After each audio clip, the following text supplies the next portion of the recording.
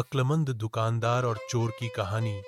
ई भाडा रात की सा शहर के मशहूर जवाहरात की दुकान के मालिक हकीम साहब को अपने नौकर जमील पर शक था कि वह चोरी की योजना बना रहा है। एक रात जमील ने दुकान के पिछले दरवाजे की चाबी की नकल बनाई और दो शराबी दोस्तों के साथ मिलकर चोरी का योजना बनाई। पहला चोर दुकान की अलार्म सिस्टम को बेकार करेगा, दूसरा चोर खिड़की तोड़कर अंदर घुसेगा। जमील सेफ्टी बॉक्स का पासवर्ड बताएगा। चोरी का नाकाम प्रयास। जब चोर रात को दुकान में घुसे तो अलार्म न बजना।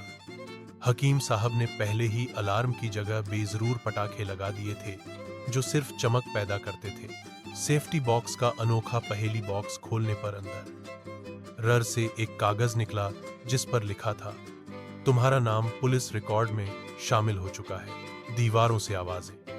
हकीम साहब ने दूर से आवाज बदलकर चोरों को डराया, यहां से निकल जाओ वरना तुम्हें छिपकलियों वाले कमरे में बंद कर दूंगा। मैगा चोरों का फांसना। हकीम साहब ने चालाकी से चोरों के गाड़ी के टायर की हवा निकाल दी। उनके फरार होने के रास्ते पर गड्ढे खोदे।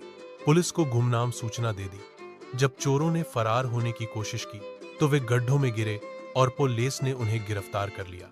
हकीम साहब ने अदालत में कहा, मैं उन पर मुकदमा वापस लेता हूं, बशर्ते कि ये अगले 6 माह तक मेरी दुकान के सामने सफाई करें और हर बृहस्पतिवार को गरीबों को मुफ्त खाना वितरित करें। चोरों ने तुरंत फी मांगी और बाद में हकीम साहब के सबसे ईमानदार मुलाजमीन बन गए। अक्लमंदी हिंसा से बेहतर है। गलती करने वालों को सुधार का मौका दें। रणनीति हर मुश्किल का हल है। किरदारों की गहराई। हकीम साहब ज़हीन, रहम दिल और रचनात्मक सोच रखने वाला जमील लालची, लेकिन बाद में तौबा करने वाला चोरों के किरदार। सामाजिक दबाव का शिकार।